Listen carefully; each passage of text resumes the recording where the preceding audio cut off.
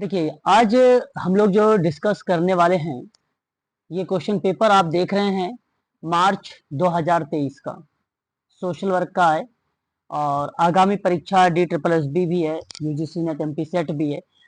उन परीक्षाओं में भी यहाँ से प्रश्न पूछे जा सकते हैं। तो 70 तक हम लोगों ने प्रश्नों पर बातचीत कर लिए है और नेक्स्ट अब हम लोग बातचीत करने वाले हैं 71 पर, अगले क्वेश्चन पर।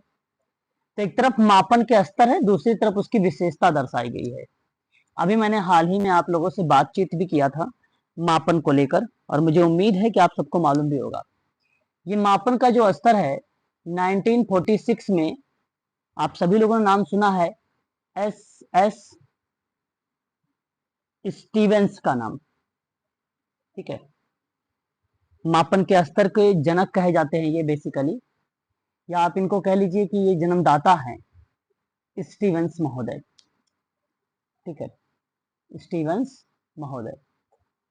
और 1946 में ये मापन का स्तर जो है आया था, और इसी मापन के स्तर को इन्होंने यथार्थता के आधार पे 4 स्तर में डिवाइड किया है। किसके आधार पर बांटा है?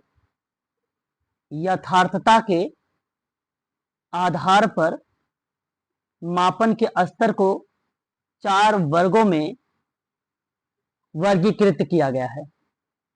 ये आपको ध्यान रखना होगा, और क्रम आपको पता होना चाहिए, क्योंकि क्रम इससे सवाल में आता है। एक इसमें आता है नामित, और एक इसके अंतर्गत आता है क्रमित। सर ऊपर हिंदी, सर हिंदी लिखे हैं ऊपर, यथार्थम क्या होता है सर?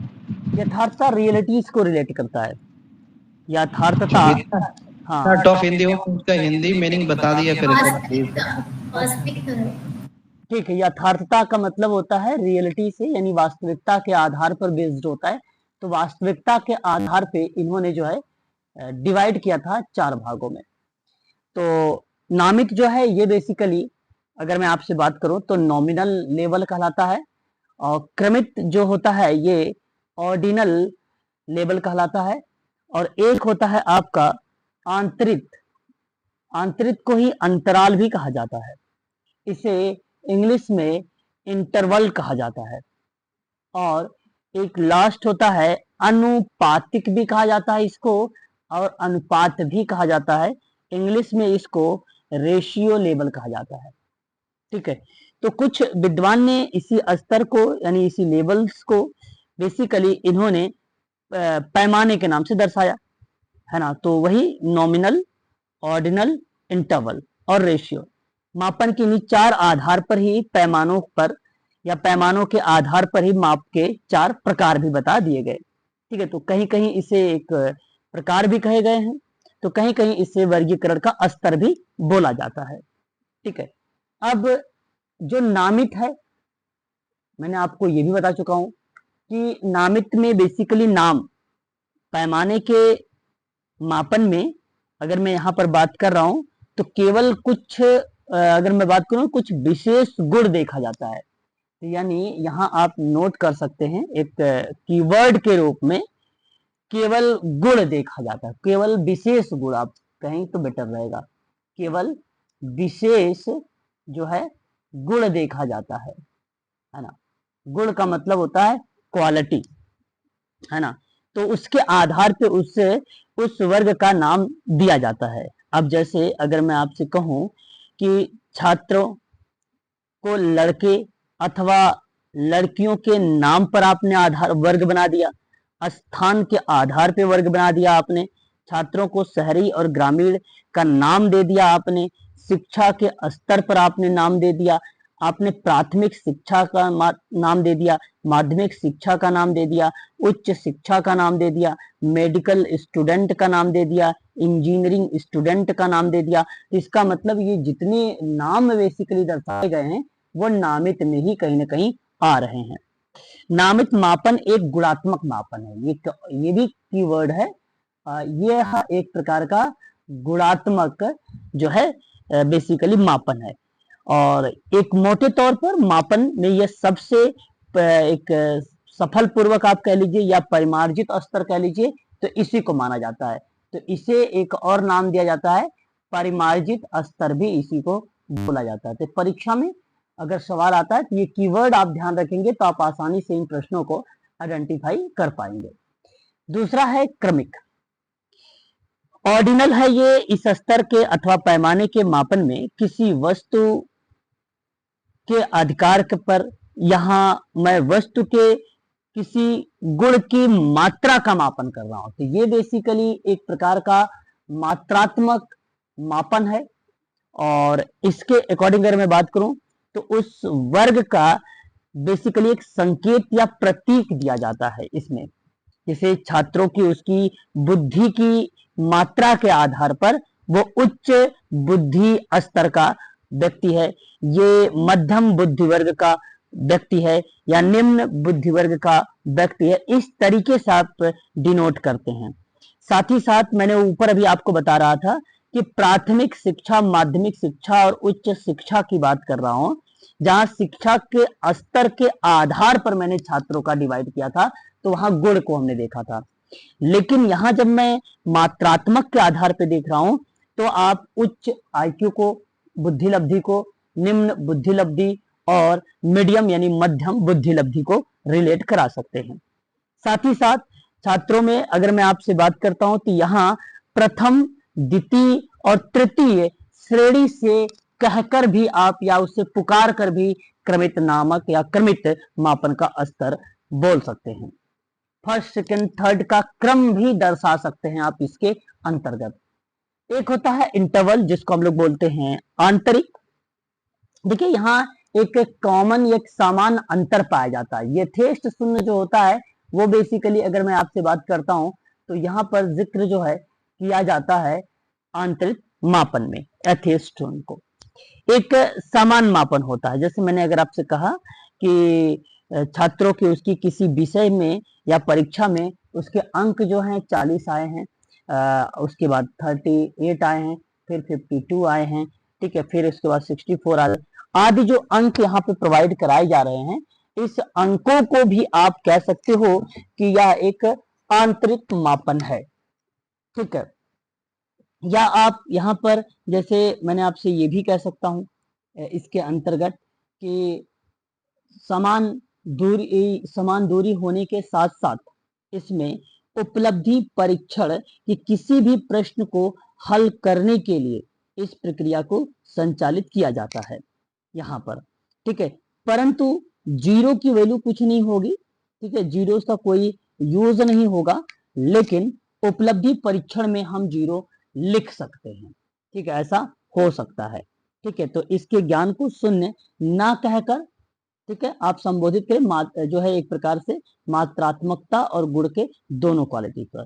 तो किसी गुण और मापन की इकाई की संख्या में जब कोई क्रिया को एक्टिविटी या संचालित किया जाएगा तो उस कंडीशन पर ये आंतरिक पैमाना होगा।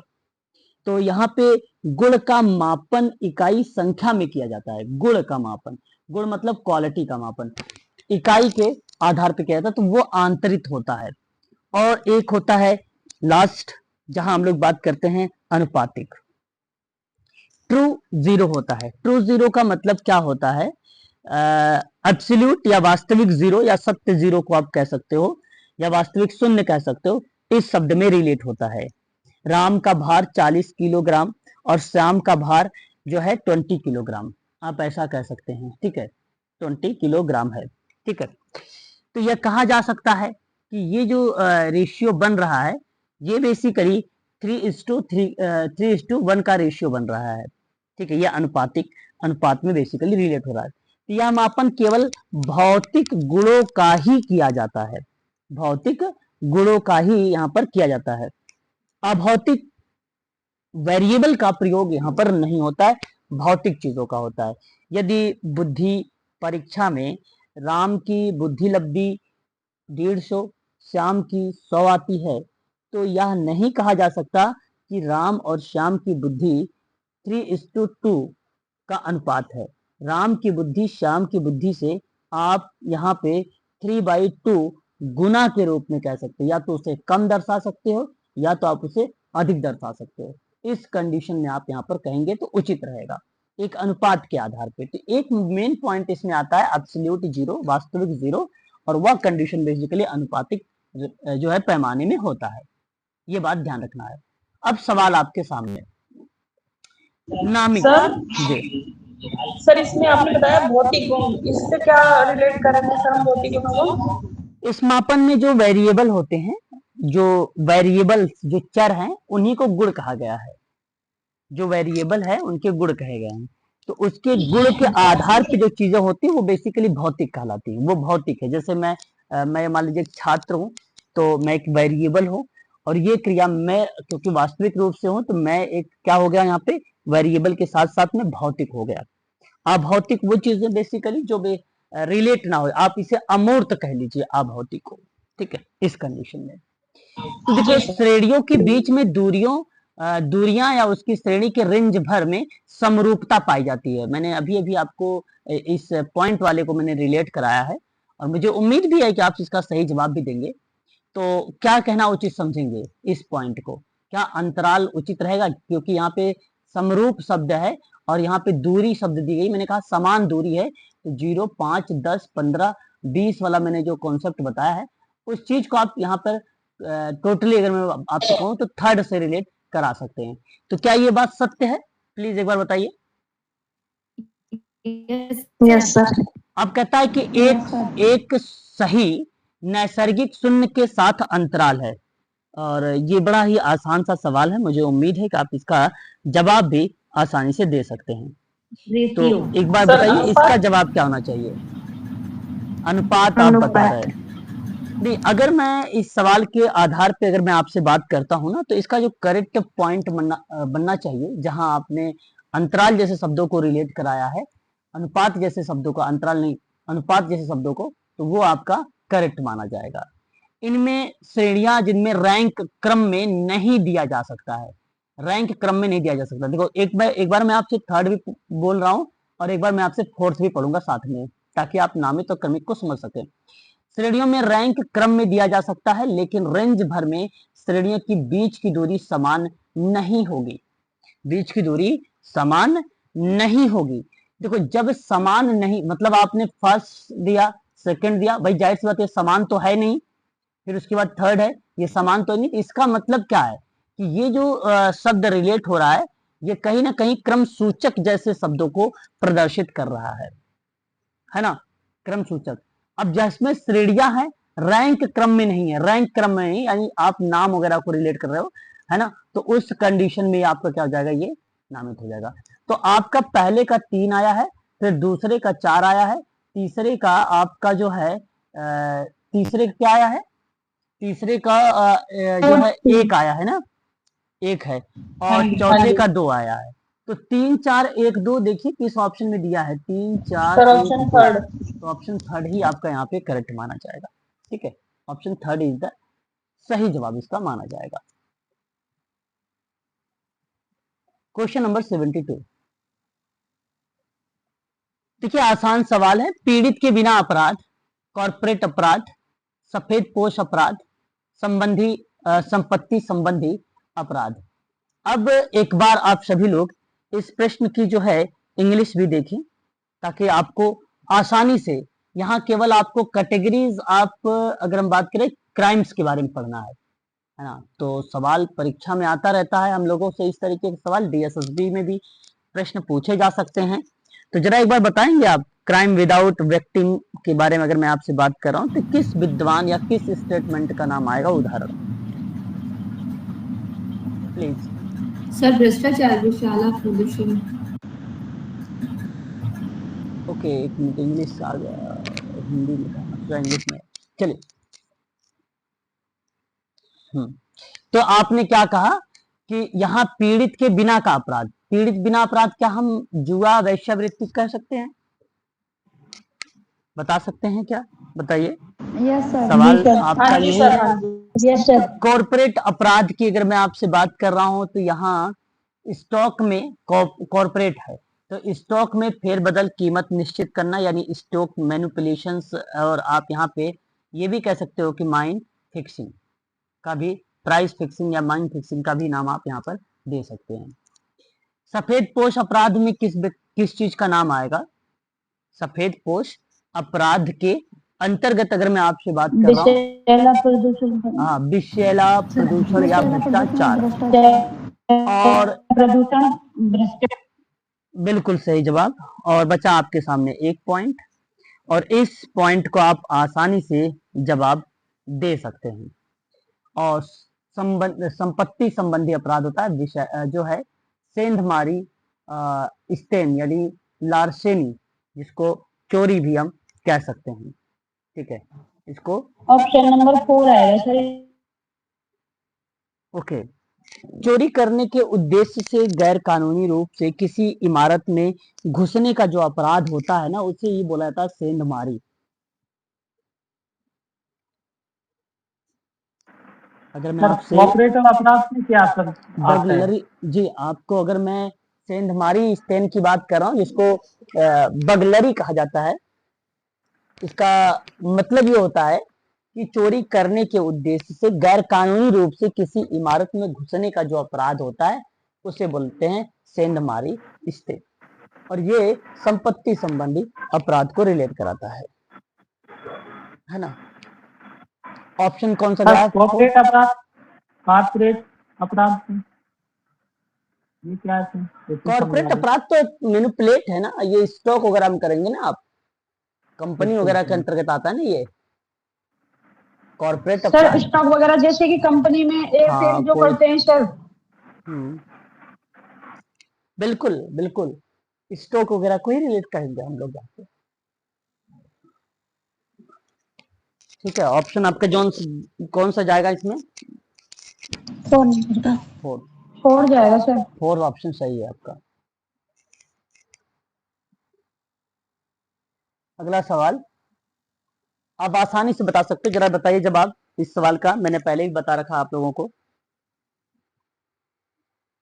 सामाजिक कार्य की विधियां हैं और उसके बाद उसके संबंध में कुछ फेमस विद्वान के नाम लिखे गए हैं।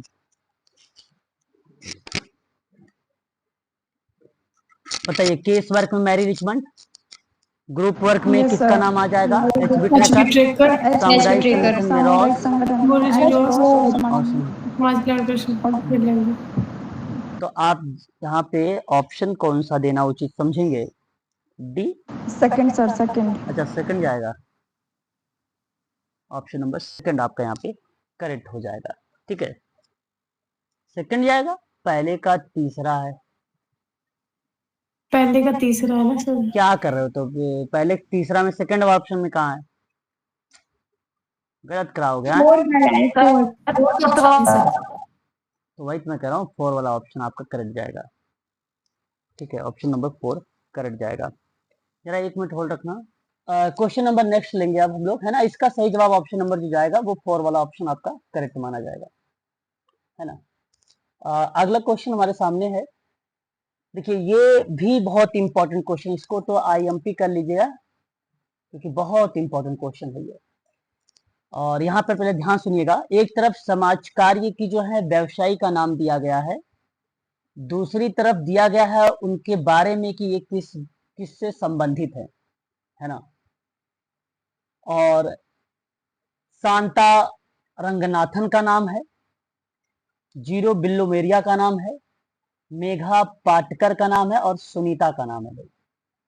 ठीक है, अब ध्यान से सुनना है। एक बार इंग्लिश भी देख लो भाई, ऐसे सवाल इंग्लिश में भी देखते हैं। ठीक है, इंपॉर्टेंट क्वेश्चन है। ठीक है, क्लियर है? एक बार स्पष्ट करिएगा आप सभी लोग। चलो अब ध्यान से सुनिए। अब ध्यान से सुनिए सुनीता कृष्णन के बारे में। बहुत फेमस सामाजिक कार्यकर्ता है। कितने लोग जानते हो ये, इनको जानते हो? जी सर, जी सर। ओके, जी सर, मध्य प्रदेश। हाँ, मध्य प्रदेश की रहने वाली जी सर। बहुत ही फेमस महिला सुनीता कृष्णन महोदय की बात अगर हम करते हैं तो देखिए, मैं आपको बता दूं इनका क्षेत्र किससे संबंधित रहा है, ये हमारे सामने सवाल दिया गया है। सबसे पहली बात याद रखना है कि ये जो है सुनीता कृष्णन भारतीय सामाजिक कार्यकर्ता हैं। मैं एक दिन सोच रहा था इन लोगों के बारे में बताने के लिए, और ये बहुत फेमस महिला है सुनीता कृष्णन। कई आजकल एग्जाम में चल रही हैं। खासकर सोशल वर्क में।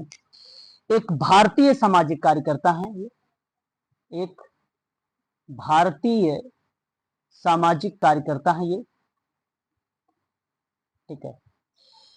और इन्हें मुख्य पदाधिकार और प्रज्वला की सह संस्थापक हैं। प्रज्वला एक संस्था है, क्या है ये,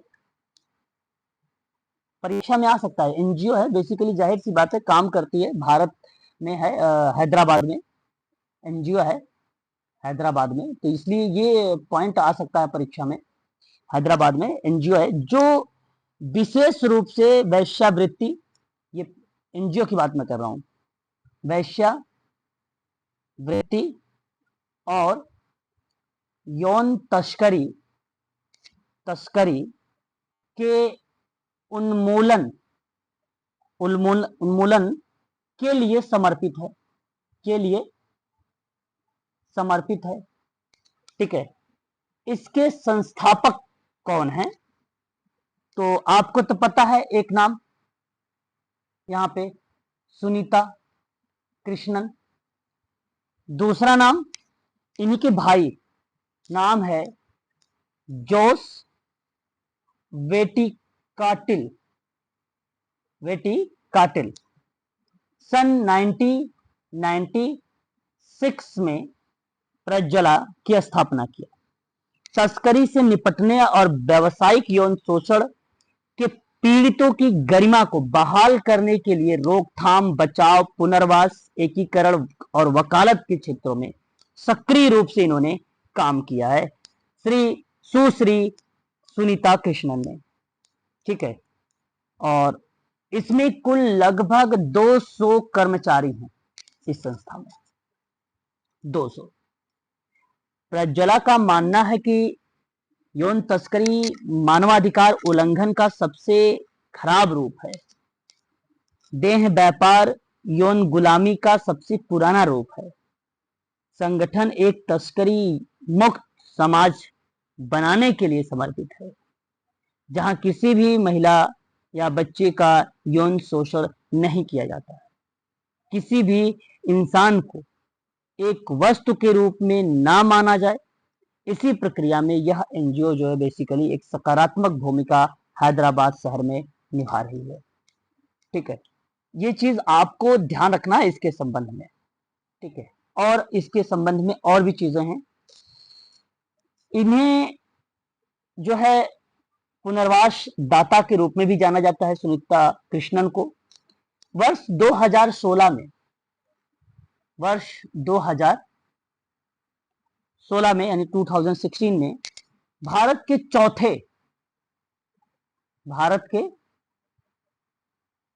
चौथे सर्वोच्च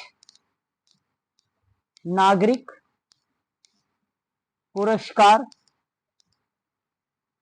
पद्मश्री से सम्मानित किया गया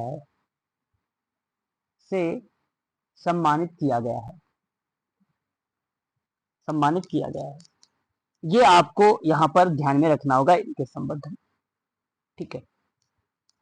समाज कार्यकर्ता के रूप में इन्होंने एक अहम भूमिका निभाया है।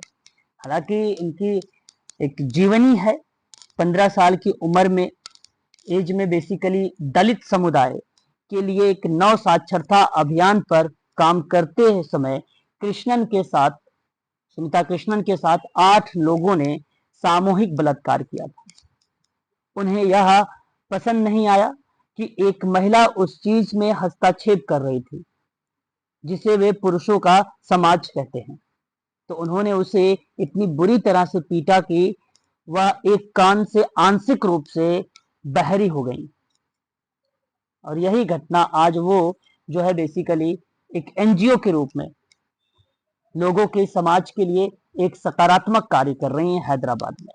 कृष्णन ने युवा महिलाओं के लिए कार्यक्रम के एक समन्वयक रूप से जोड़ने का प्रयास किया है, झुग्गीवासियों के लिए आवास जैसे समस्याओं को उससे निजात दिलाया है, इत्यादि बहुत सारे कार्यों पर इन्होंने एक सकारात्मक कार्य जो है भूमिका निभाया है। तो इनका नाम आप प्लीज जो है ध्यान में रखेंगे, सुनीता कृष्णन का, क्योंकि परीक्षा में इनसे सवाल पूछा जाता है। अब आप यहां देख सकते हैं विस्थापित व्यक्तियों और समुदायों के साथ एक समाज है। दुर्व्यवहार की गई ट्रैफिकिंग यानी महिला और लड़कियों और महिलाओं के साथ समाज कार्य। क्या सुनीता कृष्णन का नाम पॉइंट नंबर सेकंड से रिलेट हो रहा है? बताइए एक बार। Yes sir. जी सर, हो रहा है। Yes sir. जी, तो आप यहाँ पर आप सभी लोग जो है जवाब सेकंड वाले पॉइंट को लगाना उचित समझेंगे। ठीक है, चलिए दूसरी पॉइंट हमारे सामने एक और यहाँ पे लिखा हुआ है, शांता रंगनाथन का नाम। ठीक है, शांता रंगनाथन का नाम सुना है आप लोगों ने? नहीं सुना है तो आप जी सुन लीजिए। सर, सुना। जी सर, जी सर। सुना है, चलो फिर तो बहुत बढ़िया है। शांता रंगनाथन का नाम,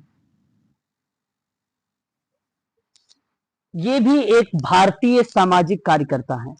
मैं आपको बता दें, टीटी, ध्यान रखिएगा, टी टी रंगनाथन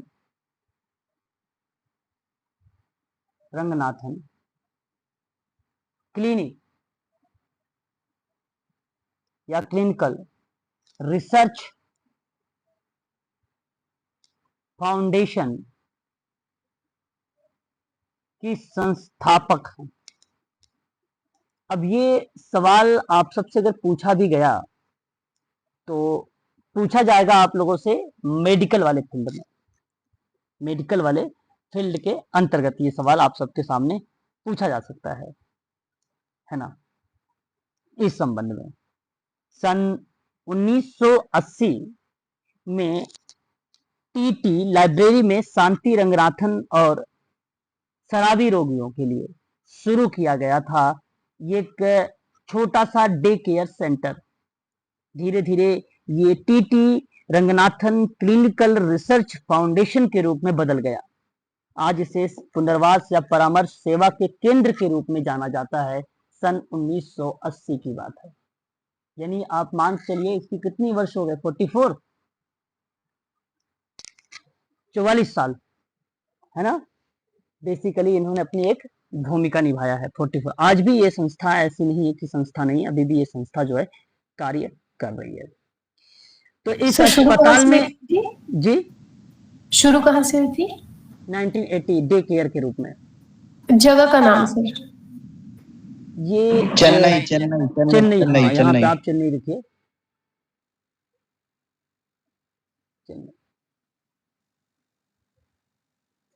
एक चीज और ध्यान रखिएगा इनमें कि साथ ही साथ अगर मैं आपसे बात करता हूं तो जो नशीली दवाओं और शराब के आदी लोग थे उनके इलाज और पुनर्वास के लिए यही चेन्नई में स्थित एक चिकित्सा केंद्र जो TT Ranganathan clinic research foundation है, इसी की बात मैं कर रहा हूं।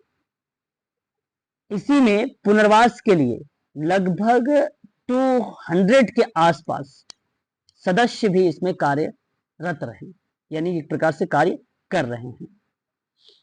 दक्षिण भारतीय राज्य तमिलनाडु में जन्मे भारत के पूर्व वित्त मंत्री टीटी कृष्णाचारी के पोते टीटी रंगनाथन से शादी करने वाली रंगनाथन 1979 में 33 साल की उम्र में विधवा हो गई, है ना, जब उनके पति की शराब की लत से संबंधित स्वास्थ्य समस्याओं के कारण उनकी मृत्यु हो गई।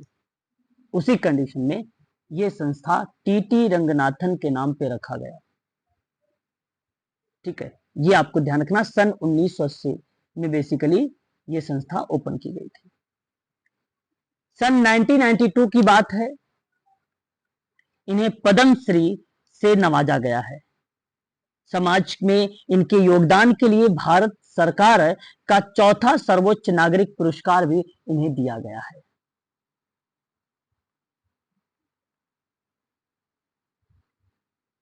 पुरस्कार भी इनको दिया गया है, पद्मश्री 1992। ठीक है, ये सब मैं आपको सेव कर दूंगा पीडीएफ और फिर मैं आपको शेयर करूंगा इसके बारे में। ठीक है सर, आपने ये जो सुनीता कृष्णन के बारे में बताया, ये सोशल वर्कर हैं कि सोशल एक्टिविस्ट हैं? सोशल वर्कर हैं, सोशल एक्टिविस्ट और सोशल वर्कर में ऐसा नहीं कि कोई अंतर है। समाज सेवी बेसिकली वो होता है जो स्वेच्छा से करता है, वो स्वेच्छा सर से। वो जो प्रोफेशनली भी पूछते हैं ना कई बार क्वेश्चन की, professionally they have a degree as an social हाँ, वर्कर। जिसे आप यहाँ वहाँ यहाँ इस तरीके से नहीं सवाल पूछेगा। Tata institute of social science से पूछेगा कि एमएसडब्ल्यू कौन कौन से व्यक्ति ने किया है, जी ऐसे सवाल बनता है। तो सुनीता कृष्णन का नाम नहीं आएगा वहाँ पे, जी मेघा पाटेकर का नाम वहाँ पे आएगा। ठीक है, मेघा पाटेकर का नाम आएगा। यहाँ पर भी शांता या शांति रंगनाथन का भी नाम यहाँ पर नहीं आएगा कि इन्होंने एमएसडब्ल्यू किया है। ठीक है, ठीक है, इस संबंध में क्लियर रहेगा, बता दीजिए। तो एक बार फिर इनका भी टॉपिक जी सर। यहाँ पे कवर हुआ। अब देखिए जरा इनसे कौन सा पॉइंट ये जो है रिलेट करा रही हैं।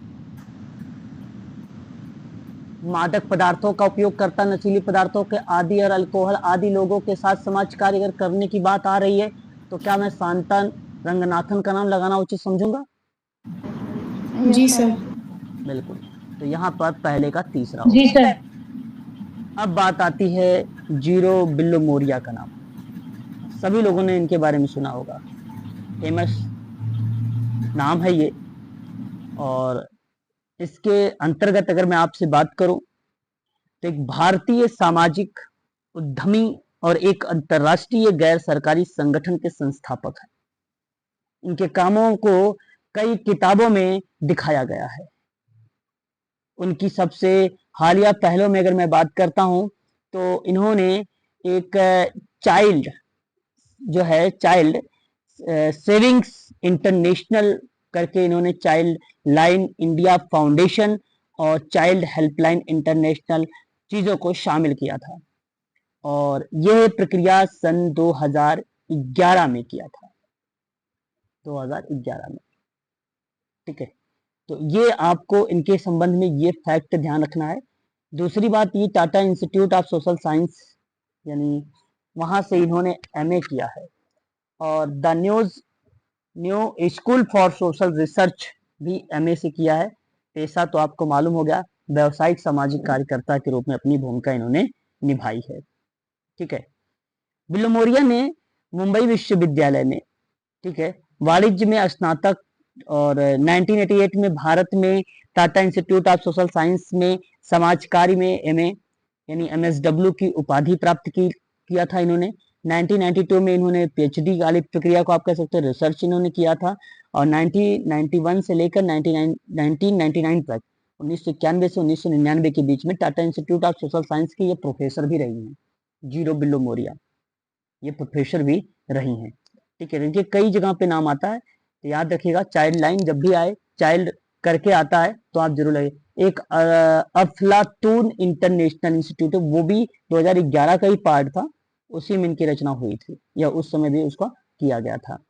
चिल्ड्रन एवं change and partners for change की बात अगर करता है तो मैं यहाँ पे नोट करूंगा, ये इंपॉर्टेंट लग रहा है मेरे को।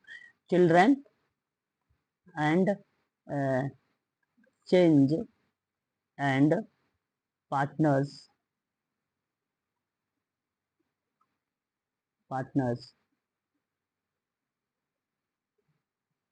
For change.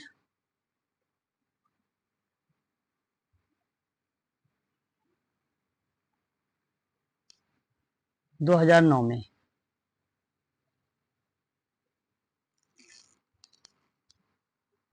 जीरो बिल्लो मोरिया का नाम आता है।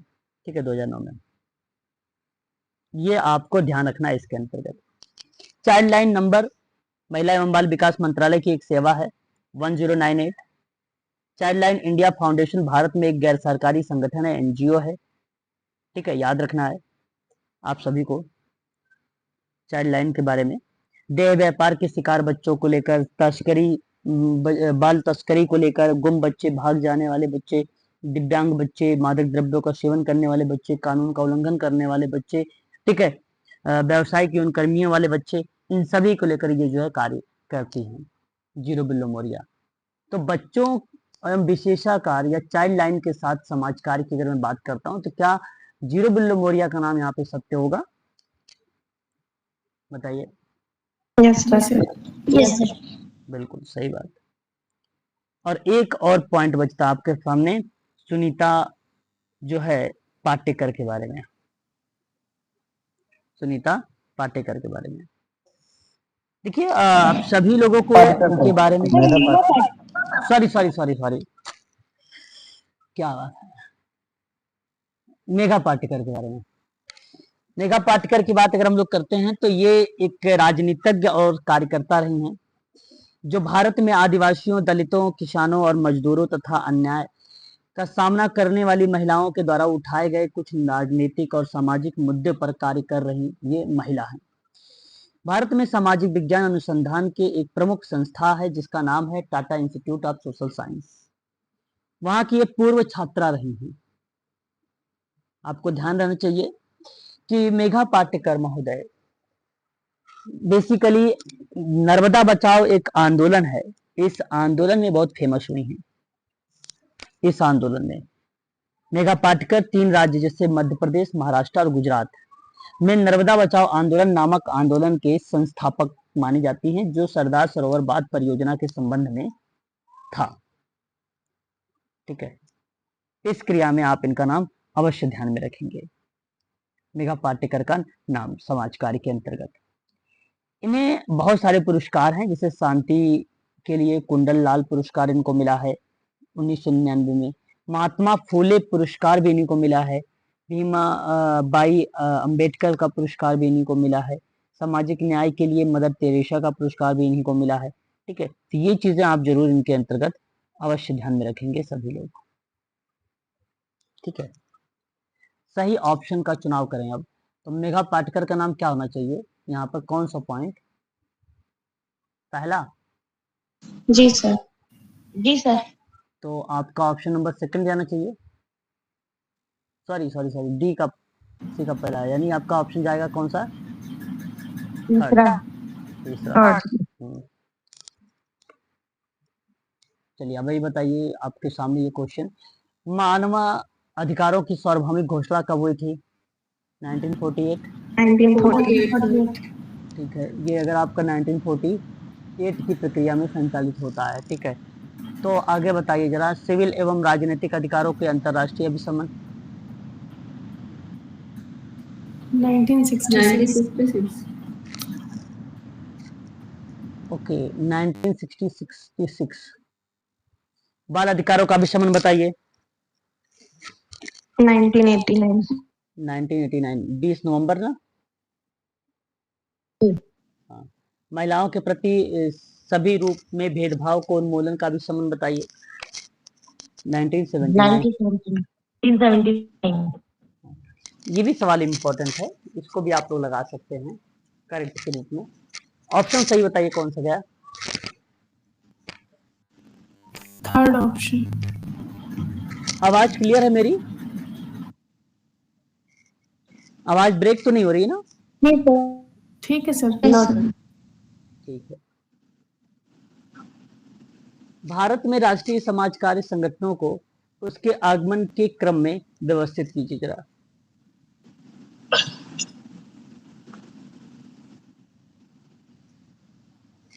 बताइए।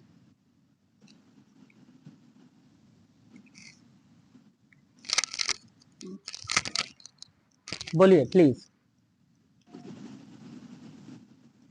सर तीसरा option. Sir national association professional social work 2005, Indian association of trade and social work 1970 और association of the school social work 1964 और Indian conference of social work 1957 sir. ये नंबर हो जाएगा आंसर। पूरा पढ़ के रखे हो या नहीं यार सिराज? बहुत बढ़िया भाई, अच्छा लगा। चलिए बताइए एक बार सभी बच्चे भी, भारत में व्यवसाय सामाजिक कार्यकर्ता का संघ कब आया? इंग्लिश भी देखिए ताकि इंग्लिश में और आसान हो जाएगा आपको, आप आसानी से आइडेंटिफाई कर लेंगे। जरा बताइए, Indian association of professional social worker in India की स्थापना कब हुई है? प्लीज एक बार स्पष्टीकरण करिए। अरे आप सारे लोग चुप हो गए। बताइए सिराज, आप बताइए। 2005 सर। 2005। ओके, ये जुड़ा कब था IFSW में?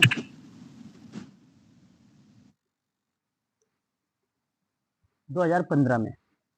कब जुड़ा था? 2015 में। इसको जोड़ा गया था 2015 में यहाँ इसमें। Indian association of trend social worker कब आया? बताइए।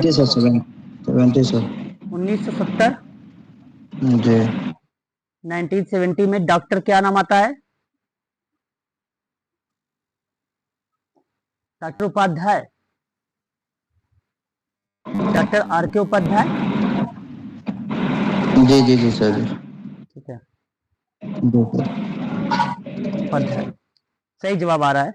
डॉक्टर ए एन वर्मा भी थे, ठीक है इसमें। और नेक्स्ट आपके सामने, और ये सवाल आपके सामने क्या कर रहा है कि association of school of social work in India, बताइए। सन 1976। ये आपके सामने एसोसिएशन स्कूल वाला है, association 64 of school of social work की बात मैं कर रहा हूँ जी। 90 सर। सन 1976। नहीं, 64. 61 होगा भाई। सिराज क्या ये क्या बताया था आपने शुरुआत में? 64 है सर, 64 मैंने चेक किया है सर। नहीं नहीं, ये association of school of social work in India यही है। 1961 दैट इज राइट आंसर है। 64 आप करेक्ट कर दीजिए, इसको करेक्ट करिए, 61 करिए, अभी कर लीजिए। ठीक है नेक्स्ट, ठीक है ठीक है। ठीक है। ये जो बेसिकली आप बता रहे हैं dreamed university 1964 by the university grant commission of in India, आप रिलेट कर रहे हैं Tata institute of social science को। तो Tata institute of social science basically 1964 में क्या हुआ था यूजीसी से? सर जो ग्रांट मिला था सर। हाँ वो आता है 1964 में, ठीक है। अब बताइए लास्ट वाला, एक और बचा है। 57 सर। इंडियन आपके सामने यहाँ पे जो लिखा गया है वो Indian conference of social work की बात आती है। और Indian conference of social work में अगर आपने जवाब यहाँ पे दिया है, ये एनुअल के रूप में था टाटा इंस्टीट्यूट में, एनुअल, तो वह वर्ष आपका सही है 1957। एनुअल रिपोर्ट के रूप में रिप्रेजेंट किया गया था इसको, ठीक है। और ये सही जवाब है। यहाँ आपका ये जो ऑप्शन जो पॉइंट मैंने स्क्रीन पर लिखा है सारे करेक्ट हैं। इसको आप सभी लोग स्क्रीनशॉट अगर लेना चाहते हो स्क्रीनशॉट ले लो, क्योंकि ट्रेंड में ये भी क्वेश्चंस खूब चल रहे हैं आजकल, ठीक है। तो जरा एक बार ऑप्शन मिलाइएगा, तो क्या पहले यहाँ पर क्या आना दिखा चाहिए? दीजिए। क्या दिखा दूं? हिंदी। देखिए 2005 और भारतीय प्रशिक्षित सामाजिक कार्यकर्ता का संघ 1970, 1961 और 1965, 55। बताइए, क्रम बताइए जल्दी जल्दी। सर फर्स्ट ऑप्शन ठीक है। सर 1961 ए सर। ठीक है, पहला सही है।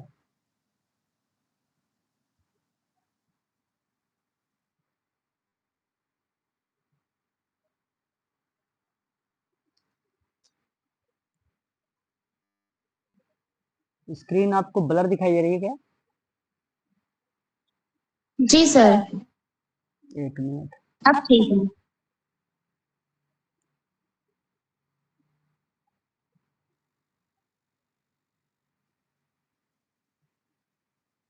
ये भारत में समाज कार्य स्कूल विभाग की स्थापना के अनुसार आरोही क्रम में दर्शाइए।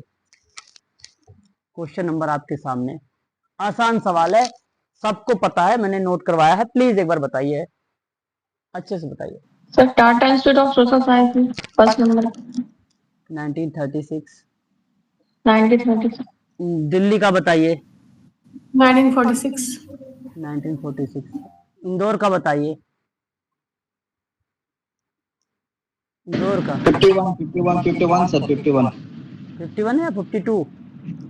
51 sir, Indore school of social work 51 और काशी विद्यापीठ 1947, टाटा 36 और दिल्ली 46 सर। और department of social work Lucknow university 1949 sir. ठीक है, चलिए देखिए 41 42 दोनों में थोड़ा सा वो है, अगर बाय द वे 40 बेसिकली अगर बात करें 42 आना चाहिए वैसे, चलो कोई नहीं, 41 42 के आसपास आपको मिल जाता है उसमें, है ना। जरा वर्ष लगाइए अब क्रम में, आरोही क्रम में लगाइए।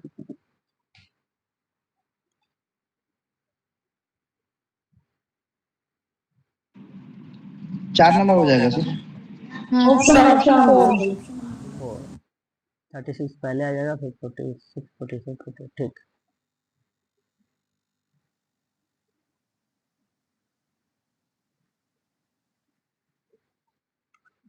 समूह के उपचार ट्रीटमेंट ऑफ ग्रुप्स में अवलोकनकारी अधिगम की प्रक्रिया में सही क्रम को चुनिए।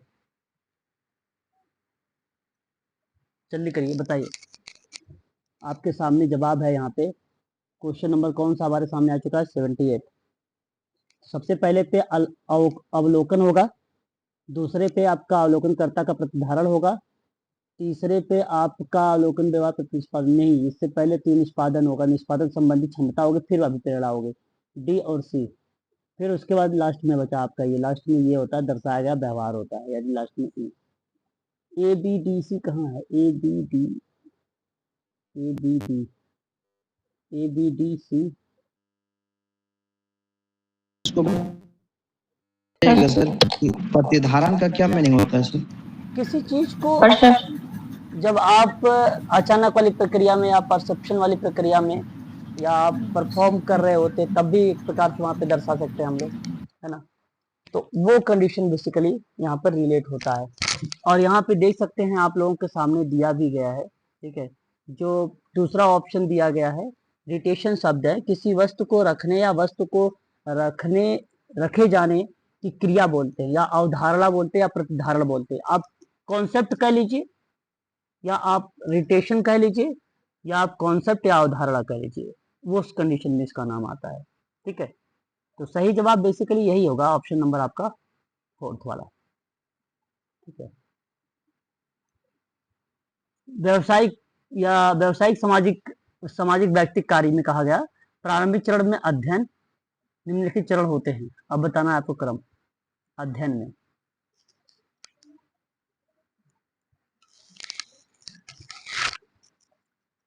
सर इंग्लिश दिखा दो। समस्या का प्रस्तुतिकरण सबसे पहले होगा, फिर उसके बाद कही गई समस्या का पहल होगा, फिर उसके बाद समस्या के कारणों का प्रभाव एवं जो है अवक्षेपण होगा, यानी ई।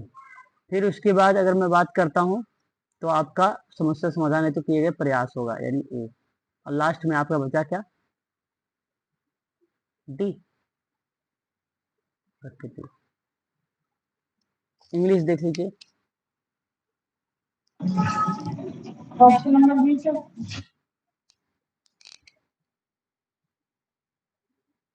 ठीक है, क्लियर है सुनीता जी? बताइए।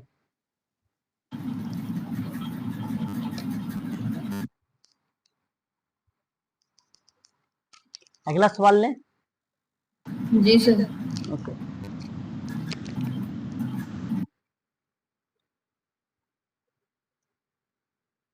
परियोजना प्रबंधन के परियोजना जीवन चक्र के विभिन्न चरणों को कालक्रम अनुसार दर्शाना है। चरण स्टेप बाय, कोई भी मैनेजमेंट अगर आप कर रहे हैं प्रोजेक्ट में तो स्टेप कौन कौन सा होना चाहिए?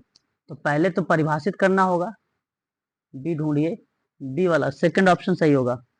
फिर उसके बाद नियोजन होना चाहिए, फिर उसके बाद आपका कार्यक्रम यानी डी, फिर उसके बाद आपका सी, और फिर लास्ट में आपका क्लीन अप।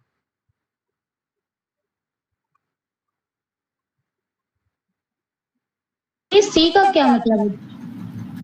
सी का क्या मतलब है देख लो, रादायगी शब्द लिखा गया है सी। ठीक है सर। डिलीवर, सुपुर्द, क्या होते हैं इसको बोलते हैं? डिलीवरी निषिद्ध करना, बताए गए ठिकाने पते का सामान पत्र पहुंचाना, विवरण देना, सुपुर्द करना, डिलीवरी। ओके सर, इसकी क्या बता दूं मैं? मेरी आवाज क्लियर नहीं है क्या? सर इसको हिंदी में दिखा दीजिए सर। हिंदी में तो था यहाँ पे, ये देखो हिंदी में, हिंदी है। नेक्स्ट देखिए क्वेश्चन नंबर, कार्य विश्लेषण का सही चरण बताइए।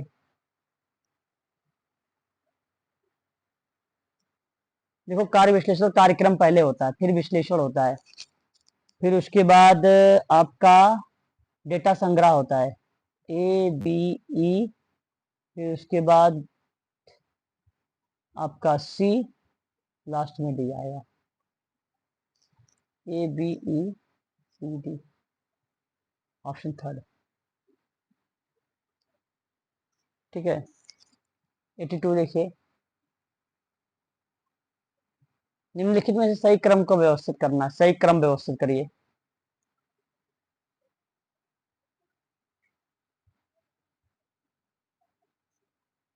पहले विजन, फिर मिशन, फिर लक्ष्य, फिर कार्यक्रम, लास्ट में गतिविधियां आती है अंत में।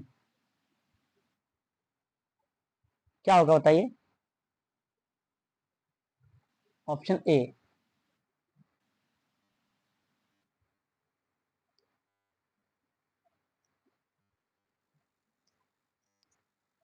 आवाज क्लियर है मेरी? हेलो, जी सर। मेरे यहाँ आवाज ब्रेक आ रही है आज, पता नहीं क्यों, है ना। चलिए, अनैतिक निवारण व्यापार अधिनियम बताइए एक बार। 76 sir. 56 sir, 56, 56. 56 Amendment 1986, second amendment 2006 sir. 1956, ठीक है। महिलाओं के लिए अगर हम बात करें, लैंगिक उत्पीड़न निवारण और प्रतिषेध प्रतितोष अधिनियम 2013। 2013। सती निवारण अधिनियम 2013 सर। हाँ ठीक। 1883 सर। सती निवारण अधिनियम 1987। दहेज प्रतिषेध अधिनियम 1961 और सर। 1987 2005। करिए इसको सर। क्या करें आप? सती निवारण अधिनियम को सर 19 सती निवारण अधिनियम को सर 1987 लिख दीजिए सर। 87 तो लिखा है।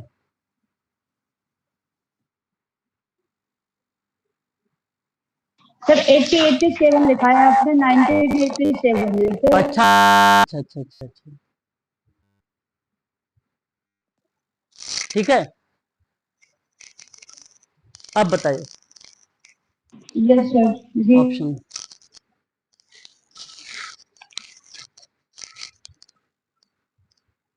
ऑप्शन बताइए। बी। सेकंड। बी ऑप्शन जाएगा।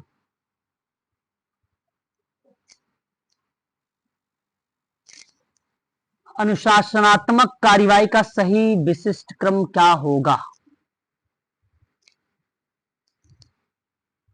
पहले मौखिक चेतना, सर ABCD सर सारे सही हैं। फिर उसके बाद, अच्छा इसमें क्रम नहीं है, सही सही उचित क्रम है, तो उचित क्रम लिखा तो है। सर पहला होगा। पहला ए आएगा, फिर डी पहले आएगा, मौखिक होगा सर इसमें। ए डी फिर बी आया, और फिर उसके बाद आपका लास्ट में जांच होती है ना। ऑप्शन ए सही होगा। कलात्मक कार्यवाही। हाँ। 85। निम्न समाजों को प्राचीन और अर्वाचीन तक के क्रम में व्यवस्थित करना है। मतलब प्राचीन से लिया हुआ चीज है ये सवाल। पहले क्या था बताइए? ये देखो इतिहास में मैंने आपको पढ़ाया है, बताया है। आकेट वगैरह पहले हुआ करता था ना। पहले किसको देना चाहेंगे आप? सर सी को। सी को ना, हाँ। पहले आकेट। आकेट संग्रहण और समाज पशु चाल समाज सर। बी, हाँ। और देखिए भी ऑप्शन पहला। समाज। उसके बाद आपका उद्यान, डी। उद्यान कृषि समाज। फिर स्वदेशी समाज, फिर उसके बाद आज चल रहा है ये, आज जो चल रहा है, ठीक है। बताइए ये सवाल। समाज कार्य भारत में व्यवसाय की स्थिति प्राप्त नहीं कर सका है। कितने लोग सहमत हैं? सर सत्य है। सत्य है। सही भारत में आत्ममुग्ध सामाजिक कार्यकर्ताओं का कोई कमी नहीं है। ये भी तो सत्य है, लेकिन व्याख्या नहीं होगी। व्याख्या नहीं है, बाकी दोनों सही हैं। मतलब सर जी जी सर, सही है सर। बिल्कुल। चलिए ये आत्ममुक्त सामाजिक कार्यकर्ता कौन होते हैं सर? कौन सा? आत्ममुक्त सामाजिक कार्यकर्ता कौन होते हैं? एक मिनट, मैं आपको बात क्लियर कर रहा हूँ। सेकंड वाले में सर हाँ सर, ये क्वेश्चन में जो भारत में आत्ममुक्त कौन सा किया? हाँ, भारत में आत्ममुग्ध सही तरीके से काम करने वाला, जो भाई प्रोफेशनल सोशल वर्कर है, सामाजिक कार्यकर्ता में कोई कमी थोड़ी ना है। उसमें सही तरीके से काम करते हैं, रुचि लेके कार्य करते हैं, वही आत्ममुग्ध होता है। सामाजिक समूह कार्य में मूल्यांकन यानी क्रिया और उत्पाद दोनों है। सर आपकी वॉइस ब्रेक हो रही है। ओके, ज्यादा नहीं रह गए, 2-4 क्वेश्चन रह गए बस, है ना। सामाजिक समूह कार्य में मूल्यांकन यानी जो है असेसमेंट एक प्रक्रिया और उत्पाद दोनों के रूप में, दोनों सहायक प्रक्रिया आधारित हैं। सत्य बात है। सत्य है सर। ओके, एक उत्पाद के रूप में मूल्यांकन समूह और सदस्यों की कार्यप्रणाली में मौखिक लिखित विवरण जो हस्तक्षेपी योजनाओं में विकास होती है। बिल्कुल सत्य, दोनों सत्य हैं। ऑप्शन आपका ये पहला भी सत्य सर, दोनों सत्य हैं।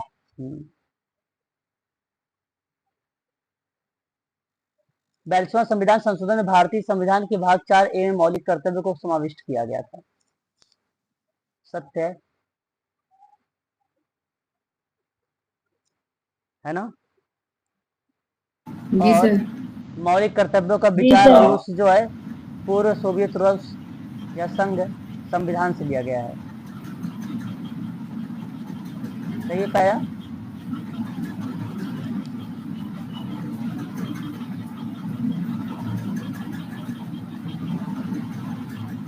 आंकड़ा संग्रह के में पक्षपात व्यवस्थित प्रभावों को संदर्भित करता है, जिससे विश्वसनीयता या वैधता घटती है। सत्य है। शोध पक्षपात में फिर उन्मूलन किया जा सकता है। दूसरा गलत करिए।